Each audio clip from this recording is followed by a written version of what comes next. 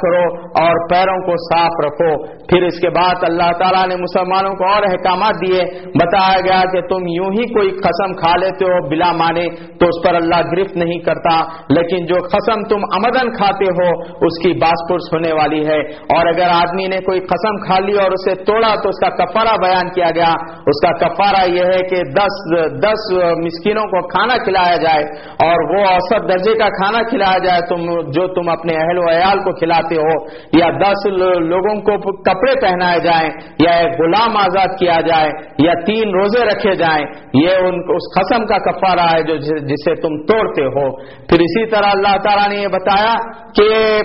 تم یہ جو جوا ہے اور یہ جو شراب ہے یہ سب رجز من عمل شیطان، یہ شیطان کے گندے کام ہے. اور شیطان جوے کے ذریعے سے اور شراب کے ذریعے سے تمہارے اندر افتراق پیدا کرنا چاہتا ہے اور تمہارے اندر جھگڑا پیدا کرنا چاہتا ہے اور اللہ کے ذکر سے تمہیں غافل رکھنا چاہتا ہے. کیا تم ان شراب سے اور جوے سے باز نہیں آؤ گے؟ اس طرح اس سے منع کیا گیا اور اس کی حرمت یہاں پر آئی ہے. پھر اس کے بعد اللہ تعالیٰ نے اور بہت سارے احکامات دیے اور مسلمانوں کو بتایا کہ چوری کی سزا مقرر کی گئی. بتایا گیا کہ چور کی سزا یہ ہے کہ چور کے ہاتھ کاٹ ڈالے جائیں، چاہے چوری عورت نے کی ہو چاہے چوری مرد نے کی ہو، اس کے ہاتھ کاٹ ڈالے جائیں. اسی طرح شہادت کے گواہی کا جو سسٹم ہے اس کے کچھ دفعات اور بیان کیے گئے. کہا گیا جب تم سفر کی حالت میں ہو اور موت کا وقت آ جائے تو تم 2 گواہ کر لو، اور 2 گواہ اگر میسر نہ ہو تو کوئی غیر لوگوں میں سے گواہ کر لو، اور پھر گواہوں کے سامنے تم وصیت کرو. اور جب وہ گواہ ہو جائیں اور وہ شخص کا انتقال ہو جائے تو کہا گیا کہ نماز کے بعد مسجد میں لوگوں کو جمع کرو اور گواہوں کو پیش کرو، اور گواہ یہ کہیں کہ ہم جو کچھ کہیں گے وہ سچ کہیں گے اور ہم اللہ سے ڈرتے ہیں اور ہم غلط بات نہیں کہیں گے اور ہم جو ہے شہادت کو نہیں چھپائیں گے. اس طرح وہ اس بات کو بیان کریں. اور اگر پھر تمہیں اندیشہ ہو کہ گواہوں نے غلط بیان کیا ہے تو پھر 2 لوگ مزید اٹھیں اور وہ کہیں کہ ان لوگوں نے غلط کہا ہے اور سچی بات یہ ہے اور ہم سچ کہہ رہے ہیں. اس طرح لوگ گواہی دینے میں جو ہے احتیاط سے کام لیں گے، اس لیے کہ انہیں اس بات کا ڈر ہوگا کہ ان کی گواہی کے خلاف لوگ کہیں گے. آج جو ہم دیکھتے ہیں کہ لوگ جو ہے جھوٹی گواہی دیتے ہیں اور پیشہ بنا لیے ہیں. قرآن اس کو منع کرتا ہے اور کہتا ہے کہ یہ بہت بری بات ہے اور جو کوئی غلط گواہی دے گا اللہ تعالیٰ اسے سخت باز پرس کرنے والا ہے. پھر اسی طرح اللہ تعالیٰ نے اور احکامات بیان کیے اور مسلمانوں سے کہا کہ دیکھو کسی قوم کی دشمنی تمہیں اتنا مشتعل نہ کر دے کہ تم راہ راست سے ہٹ جاؤ. پھر اس کے بعد کہا گیا وہ تعاونوا علی البر والتقوی،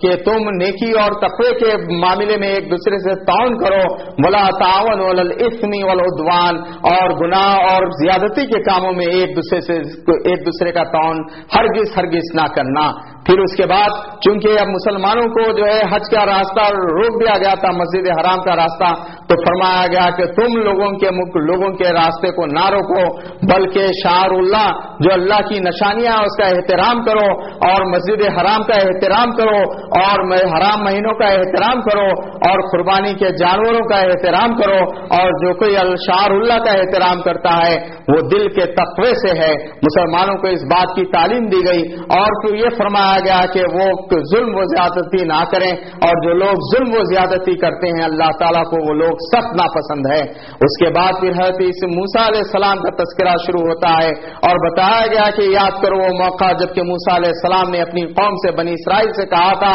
کہ دیکھو اللہ تعالیٰ فرماتا ہے کہ اس بستی میں داخل ہو جاؤ اور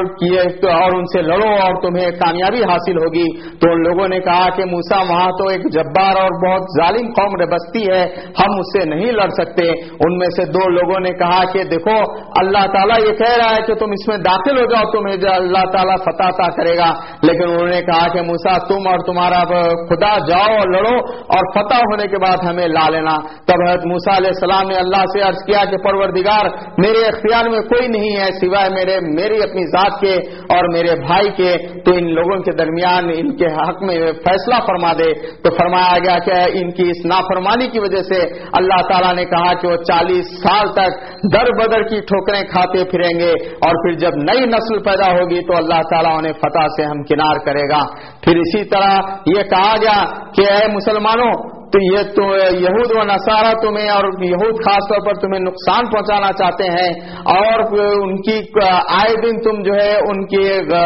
وعدہ خلافیوں کو دیکھتے رہتے ہیں اور ان کے فتنے و فساد کو دیکھتے ہیں، تم ان سے عفو و درگزر سے کام لو۔ پھر فرمایا گیا کہ ان کی اسی نافرمانی کی وجہ سے اور اس وجہ سے کہ اللہ کے راستے سے روکتے ہیں، اللہ کے نبیوں کو قتل کرتے ہیں، اور اس وجہ سے کہ وہ اللہ کی نافرمانی کرتے ہیں، اللہ تعالیٰ نے بہت سے پاک چیزیں ان کے لیے حرام کر دی۔ پھر اس کے بعد فرمایا گیا کہ ان لوگوں نے یہ کہا کہ ہم نے عیسیٰ علیہ السلام کو قتل کر دیا، اور پھر اس کے بعد اللہ تعالیٰ نصارہ سے خطاب کرتا ہے اور فرماتا ہے کہ اے لوگ، اے اہل کتاب، تم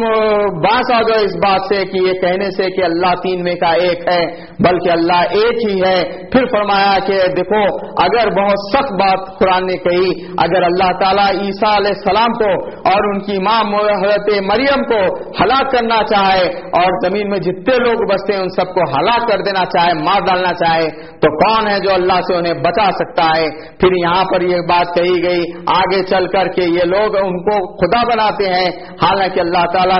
کا کوئی بیٹا نہیں ہے، عیسیٰ علیہ السلام اللہ کے بیٹے نہیں ہیں بلکہ اس کے رسول ہیں۔ پھر مسلمانوں کو اور احکامات دیے گئے بغاوت کے سلسلے میں کیا کرنا چاہیے، تو کہا گیا کہ جو لوگ فتنہ پھیلاتے ہیں اور زمین میں خون خرابہ کرتے ہیں ان کی سزا یہ ہے کہ انہیں قتل کیا جائے، انہیں قید کیا جائے، ان کے ہاتھ اور پیر کو